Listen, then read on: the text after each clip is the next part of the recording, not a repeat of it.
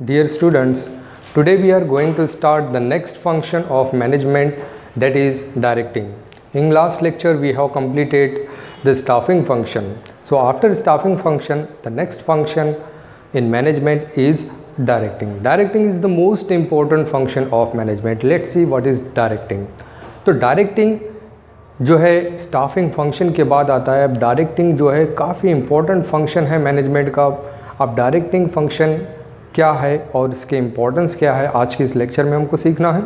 तो डायरेक्टिंग किसे कहते हैं, सबसे पहले हम देखते हैं। डायरेक्टिंग को मैनेजमेंट का सोल कहा गया है, क्योंकि डायरेक्टिंग एक ऐसा फंक्शन है, एक ऐसा प्रोसेस है जिसमें इंस्ट्रक्शन दिए जाते हैं, गाइडेंस प्रोवाइड किया जाता है, कम्युनिकेशन होता है, सुपरविज़न होता है, इंस्पायर किया जाता है, मोटिवेट किया जाता है सारे एम्प्लॉयज़ को टू अचीव ऑर्गेनाइजेशनल ऑब्जेक्टिव्स।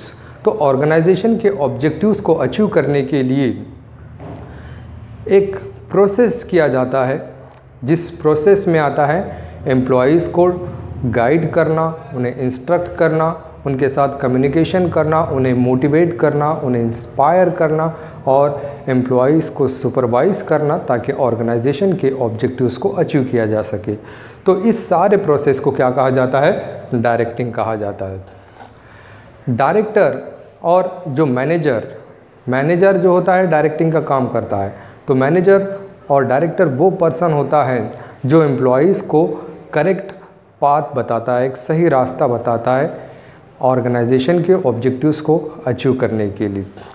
बहुत सारे फिलोसोफर ने डायरेक्टिंग को जो है लाइफ स्पार्क ऑफ एंटरप्राइज कहा गया है। एंटरप्राइज का जो बिजनेस ऑर्गेनाइजेशन है उसका एक लाइफ स्पार्क कहा गया है, उसकी एक किरण कही गई ज़िंदगी की डायरेक्टिंग को। तो डायरेक्टिंग इतना इम्पोर्टेंट फंक्शन है क्योंकि डायरेक्टिंग में डायरेक्शन दिया जाता है एम्प्लॉयज़ को कि उनको काम किस तरह से करना चाहिए, कौन से डायरेक्शन में काम को कंप्लीट करना चाहिए। ठीक है, तो एक्चुअल में डायरेक्टिंग ये एक्शन वाला काम है। तो यहाँ पर मैनेजर की जो है काफ़ी रिस्पॉन्सिबिलिटी और काफ़ी इम्पॉर्टेंट रोल होता है कि वो किस तरह से अपने एम्प्लॉयज़ को डायरेक्शन प्रोवाइड करता है, उन्हें किस तरह से मोटिवेट करता है, किस तरह से उनको गाइड करता है। तो ये काफ़ी इम्पॉर्टेंट फंक्शन है मैनेजमेंट का, जिसके ऊपर जो है ऑर्गेनाइजेशन का सक्सेस डिपेंड होता है। Understood? So directing is what? Directing is known as the soul of management. Directing is a process of instructing, guiding, inspiring, motivating, communicating and supervising all the employees to achieve the organizational objectives. And directing is initiated from top level and it flows to the lower level. तो direction का काम जो होता है वो top level से आता है और लोअर लेवल की तरफ जो होता है फ्लो होता है। And director is a person who shows the correct path to the subordinates. Subordinates means to employees. He shows correct path to the employees to achieve the predetermined objectives of organization. Most of the philosophers have said that directing is a life spark of business enterprise. तो business enterprise का life spark कहा गया। Understood everybody? So what is directing? Directing is a process. Directing is a process. एक process है directing. किस चीज़ का process है? Process of instructing, instruction देने का प्रोसेस है। गाइडिंग, गाइडेंस यहाँ पर दिया जाता है। इसके बाद कम्युनिकेटिंग, यानी कम्युनिकेशन भी किया जाता है डायरेक्शन में।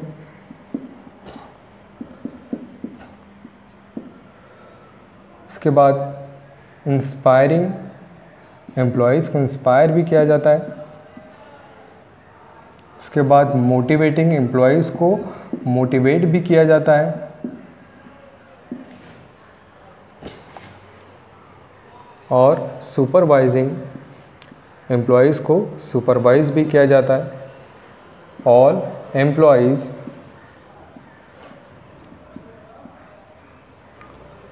टू अचीव,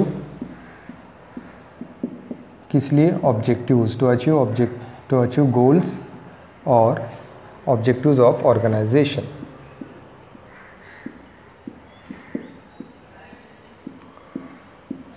ठीक। तो ये है मैं डायरेक्टिंग का मीनिंग। सिंपल है, डायरेक्टिंग क्या है? एक प्रोसेस है। किस चीज़ का प्रोसेस है? इंस्ट्रक्शन करने का, गाइडेंस करने का, communication, inspiring, motivating, supervising all employees, किस लिए? To achieve goals of organisation. तो एक सिंपल सा प्रोसेस है जिसमें सारे एम्प्लॉयज़ को एक पाथ, एक डायरेक्शन बताया जाता है। और डायरेक्टिंग को क्या कहा जाता है? Directing is known as soul of management. Directing is known as soul of management. Management का सोल कहा गया मैनेजमेंट फंक्शन का, यानी इसकी जो रूह होती है मैनेजमेंट की, मैनेजमेंट फंक्शन की, वो किसे कहा गया है? डायरेक्टिंग को। क्योंकि अगर सही डायरेक्शन एम्प्लॉयज़ को नहीं मिलता है तो एम्प्लॉयज़ अपना काम सही तरीके से नहीं कर सकते।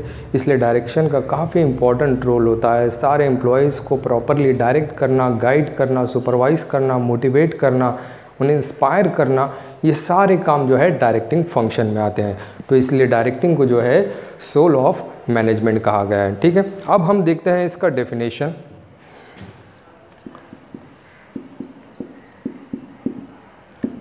Definition of directing according to Ernest del.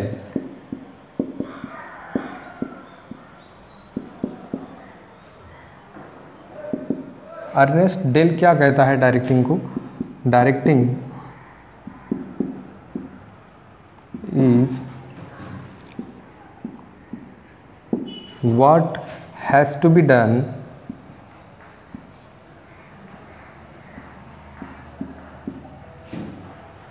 and how is to be done through dictating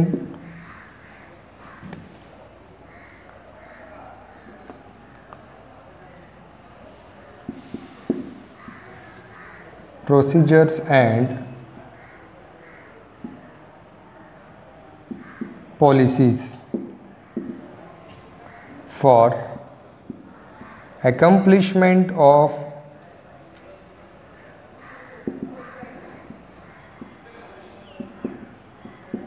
standard performance।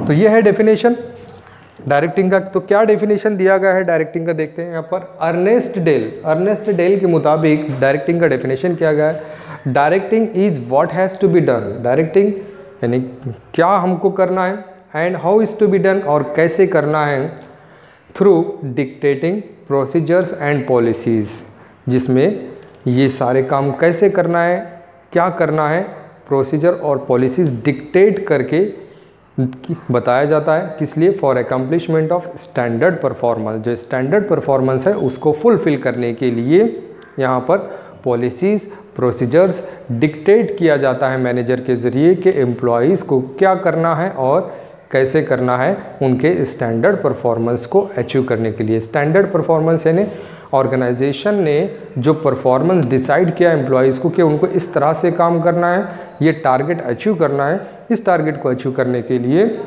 उनको पॉलिसीज़ और प्रोसीजर्स बताई जाती हैं।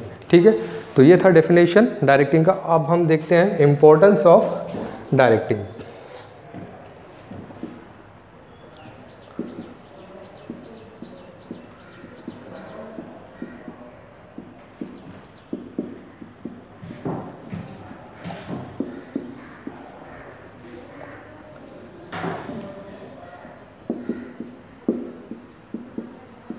नंबर 1 है इनिशिएट्स एक्शन। तो अब डायरेक्टिंग के मैनेजमेंट के लिए क्या इंपॉर्टेंस है, मैनेजमेंट फंक्शन में इसके क्या इंपॉर्टेंस है डायरेक्टिंग की, ये हमको आज सीखना है। मीनिंग डेफिनेशन हमने देखा, अब देखते हैं इसके इंपॉर्टेंस। नंबर 1 है initiates action. Initiate action, directing action को इनिशिएट करता है, यानी एक्शन की शुरुआत जो होती है डायरेक्टिंग फंक्शन से होती है। तो डायरेक्टिंग फंक्शन वो फंक्शन है जो सपोर्ट करता है प्लान्स को एक्टिवेट करने के लिए एम्प्लॉयज़ की मदद से। तो यहाँ पर जो प्लान बनाए जाते हैं उनका एक्टिवेशन जो होता है उसकी शुरुआत कहाँ से होती है, डायरेक्टिंग फंक्शन से होती है। तो directing function supports to activate the plan with the help of employees की मदद से जो है प्लान को एक्टिवेट करने का काम करता है डायरेक्टिंग। जो भी एक्टिविटीज़ होती है, जो भी एक्शंस होते हैं वो इनिशिएट किए जाते हैं डायरेक्टिंग फंक्शन से। तो जो भी हमको एक्शन लेना है उसकी शुरुआत कहाँ से होती है, डायरेक्टिंग फंक्शन से होती है। यानी जो हमको काम करना है, जैसे फॉर एग्जांपल मैं आपको काम बता रहा हूँ तो उसका एक्शन किस तरह से करना है ये भी मैं आपको बता रहा हूँ, है ना। मैं बता रहा हूँ, आपको गाइड कर रहा हूँ, आपको डायरेक्ट कर रहा हूँ। तो ये डायरेक्शन फंक्शन हो गया मेरा कि मैं आपको गाइड कर रहा हूँ, इंस्ट्रक्शन बता रहा हूँ कि आपको एक काम किस तरह से करना है। Therefore every function or every action is initiated through directing। तो यहाँ पर मैनेजर जो होता है अपने सबऑर्डिनेट्स को इंस्ट्रक्शन देता है, गाइडेंस प्रोवाइड करता है कि उनको क्या करना है, कब करना है और कैसे करना है। और इसी के साथ साथ मैनेजर ये भी देखता है कि जो भी इंस्ट्रक्शन दिए गए हैं उसको प्रॉपरली सारे एम्प्लॉयज़ ने फॉलो किया है या नहीं। ठीक है, तो इस तरह से डायरेक्टिंग क्या करता है, एक्शन की शुरुआत करता है। Understood. Directing function helps or support to activate the plans with the help of the employees. Every action is initiated through directing. The manager provides instruction, guidance and communication to the subordinates. Subordinates means employees or staff. Provides all these instruction and guidance to the subordinates to achieve the objectives of the organization. He provides the guidance regarding what to do, how to do, when to do, and he also see that whether all the instructions are followed by the employees or not। तो ये होगा पहला importance. अब दूसरा हम देखते हैं initiate direction के बाद इंटीग्रेट्स एफर्ट्स।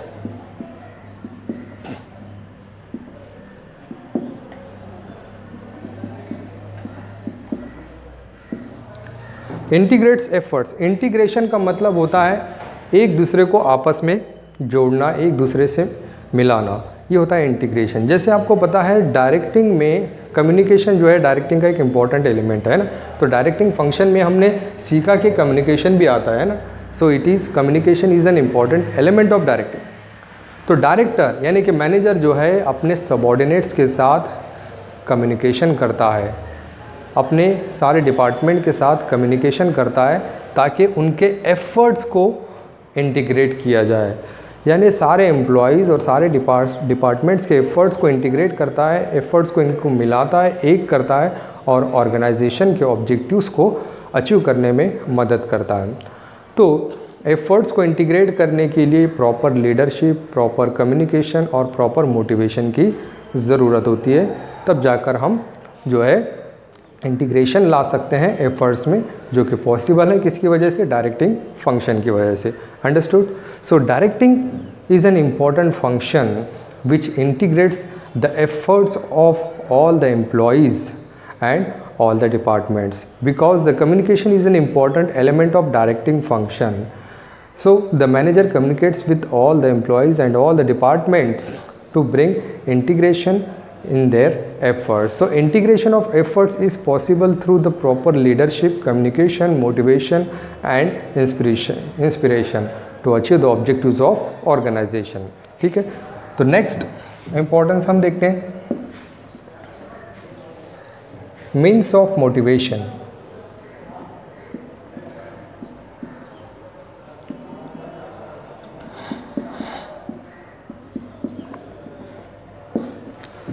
डायरेक्टिंग फंक्शन जो होता है मीन्स ऑफ मोटिवेशन भी होता है, यानी मोटिवेशन का ज़रिया भी होता है, एम्प्लॉयज़ को मोटिवेशन प्रोवाइड करने का काम करता है।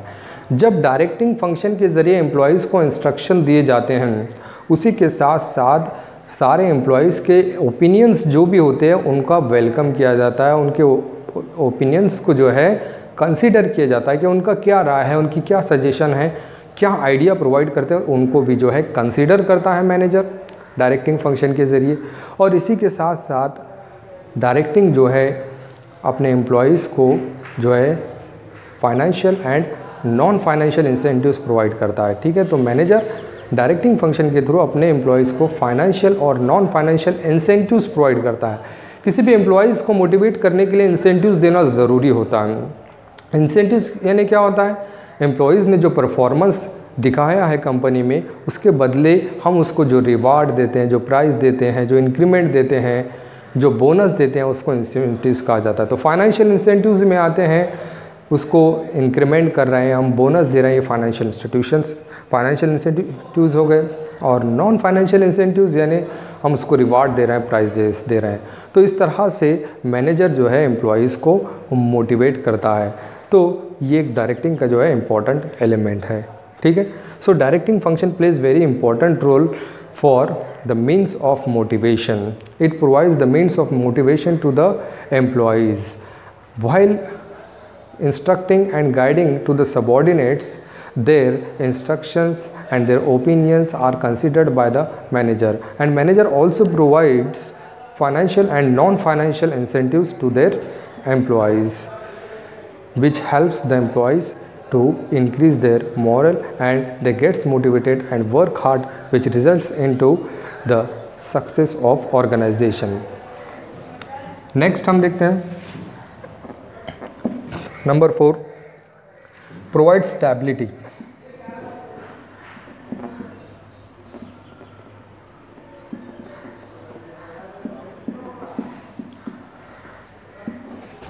डायरेक्टिंग फंक्शन बिजनेस ऑर्गेनाइजेशन को स्टेबिलिटी प्रोवाइड करता है। स्टेबिलिटी यानी क्या, एक कंडीशन बनाए रखना, स्टेबल रहना। जैसे हमारा बिजनेस प्रॉफिट में चल रहा है तो उस प्रॉफिट को मेंटेन करना, कंटिन्यूसली उसमें इंक्रीज़ होना, उसे कहते हैं स्टेबिलिटी, यानी अपने आप को मेंटेन रखना। तो किसी भी बिजनेस ऑर्गेनाइजेशन के ग्रोथ और सक्सेस के लिए स्टेबिलिटी बहुत ज़रूरी होती है, और ये स्टेबिलिटी डायरेक्टिंग फंक्शन के ज़रिए लाई जाती है। कैसे लाई जा सकती है? डायरेक्टिंग फंक्शन एम्प्लॉयज़ को हेल्प करता है, उन्हें इंस्ट्रक्ट करता है, उनसे कम्युनिकेट करता है, उन्हें मोटिवेट करता है, जिसकी वजह से एम्प्लॉयज़ जो है इफ़िशिएंटली वर्क करते हैं, अपना जो भी पोटेंशियल है, अपनी कैपेबिलिटीज़ है, उसका बेस्ट यूटिलाइजेशन करने में डायरेक्टिंग फंक्शन मदद करता है, जिसकी वजह से बिज़नेस ऑर्गेनाइजेशन में स्टेबिलिटी मेंटेन रहती है, यानी इसका ग्रोथ जो है मेंटेन रहता है, ठीक है। तो ये काफ़ी इंपॉर्टेंट चीज़ है directing function. So directing function provide stability to the business organisation because stability is very necessary for the growth and success of every business organization. So manager, by instructing, guiding, communicating and motivating helps the employees to achieve the objectives of organization by utilizing their capabilities, knowledge and skills, which results into maintaining the stability in the business organization. Next importance है coping with changes. Coping with changes, coping with changes, cope करना यानी अपने आप को adjust करना।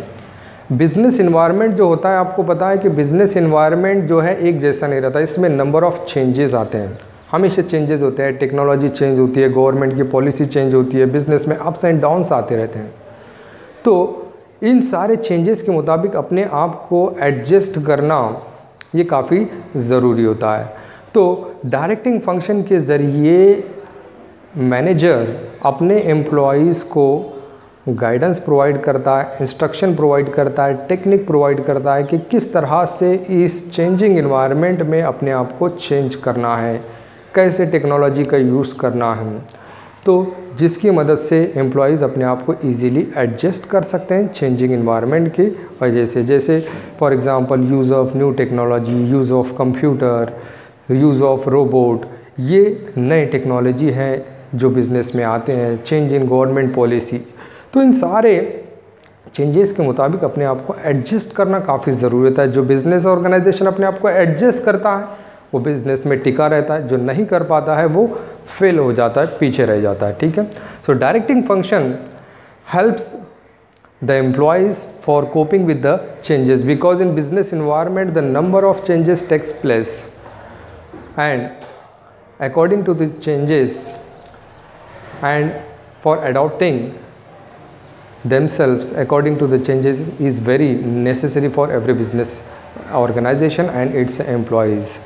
Therefore, manager guides properly to their employees that how to adapt themselves according to the changing environment, which helps the employees to change themselves according to the changing situation and to work accordingly, which helps in organizational growth. Next number 6 हम देखते हैं effective utilisation of resources.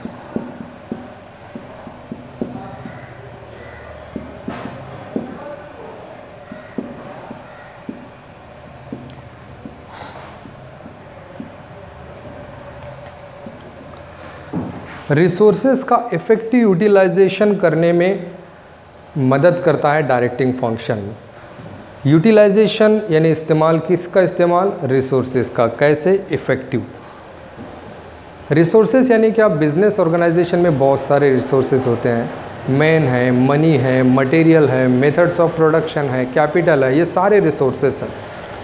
In resources का जब तक best utilisation नहीं होता, अच्छे से इस्तेमाल नहीं होता है, तब तक हम प्रॉफिट अर्न नहीं कर सकते, हमारे ऑर्गेनाइजेशन को ग्रो नहीं कर सकते।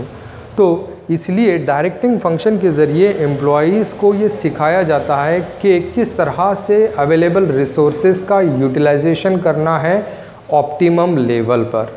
जैसे main, material, machinery, capital, methods of production, इनका इस्तेमाल ऑप्टिमम लेवल यानी प्रॉफिटेबल लेवल में किस तरह से करना है, ये डायरेक्टिंग फंक्शन जो है एम्प्लॉयज़ को गाइडेंस, कम्युनिकेशन, सुपरविजन, कंट्रोलिंग के ज़रिए प्रोवाइड करता है, जिससे एम्प्लॉयज़ जो है वेस्टेजेस को रिड्यूस करते हैं और प्रोडक्टिविटी को इंक्रीज़ करते हैं, जिससे प्रॉफिटेबिलिटी भी जो है इंक्रीज़ होती है।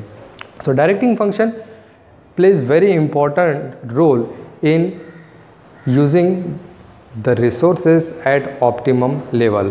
Effective utilization of resources is necessary for increasing the profit and reducing the cost of production. So through directing function, the manager guides, supervise, communicate and provide instruction that how to use the available resources such as main, machinery, material, capital, factors of production, methods of production in a optimum level, which leads to increase in productivity and profitability of the organization. Number 7, creates team spirit.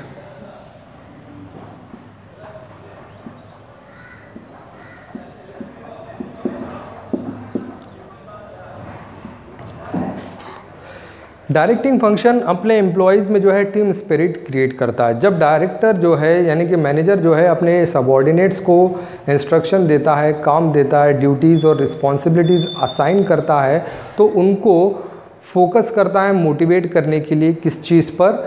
Group work और team spirit पर। क्योंकि team spirit और group work जो होता है किसी भी organisation के लिए और ऑर्गेनाइजेशन के सक्सेस के लिए काफ़ी इम्पॉर्टेंट होता है as compare to individual spirit और इंडिविजुअल वर्क। तो ग्रुप की तरफ फोकस होता है, ग्रुप एक्टिविटीज़ की तरफ जो है फोकस करने का काम क्रिएट करता है कौन? मैनेजर। तो यहाँ पर मैनेजर का इम्पॉर्टेंट रोल होता है, जहाँ पर मैनेजर जो अपने एम्प्लॉयज़ को जो है गाइडेंस प्रोवाइड करता है कि किस तरह से टीम स्पिरिट बनाकर, ग्रुप बनाकर जो है ऑर्गेनाइजेशन के ऑब्जेक्टिव्स को अचीव किया जा सके। ठीक है। So team spirit or group activity is very important for the success and growth of the organization. When the director gives instructions and guidance to their subordinates, it focuses on motivating the subordinates for team spirit and group activity, because the team spirit or group activity is important for achieving the organizational objectives rather than individual activity. Therefore, the manager plays very important role in guiding the employees for achieving the organizational objectives with the team spirit. Last important हम देखते हैं explores capabilities of individuals. Explores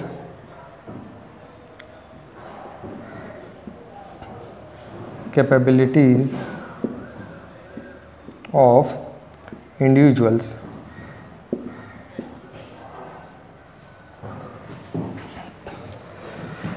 individuals की जो capabilities होती है, जो individuals यानी हर एक एम्प्लॉयज़ का इंडिविजुअली जो कैपेबिलिटीज़ होती है, कैपेबिलिटीज़ यानी उसकी जो क्वालिटीज़ होती है, उसकी जो एबिलिटीज़ होती है, उसकी पोटेंशियलिटीज़ जो होती है, उनको समझने का काम करता है कौन? मैनेजर। उनको आइडेंटिफाई करता है कौन? मैनेजर, कि कौन से एम्प्लॉय की क्या खूबी है, क्या उसकी एबिलिटी है, क्या उसकी पोटेंशियलिटीज़ है, उसको आइडेंटिफाई करता है। और आइडेंटिफाई करके उस एबिलिटी का इस्तेमाल किस तरह से करना है, इसका गाइडेंस प्रोवाइड करता है एम्प्लॉयज़ को, जिससे एम्प्लॉयज़ को हेल्प मिलती है कि वो अपनी एबिलिटी का इस्तेमाल किस तरह से करें। और इसके बाद एम्प्लॉयज़ जो है अकॉर्डिंग टू डायरेक्शन के मुताबिक काम करते हैं और ऑर्गेनाइजेशन के ऑब्जेक्टिव्स को इजीली अचीव करते हैं, अपनी पोटेंशियलिटीज़ को पहचानते हैं with the help of directing function. ठीक है। Every employees have their own potentialities and capabilities and abilities rather than their formal educational qualification. Here the manager identifies their abilities and their capabilities and potentialities and help the employees to utilize their abilities in a proper manner, which helps the employees to achieve the objectives of organization easily by using their knowledge, abilities and potentialities.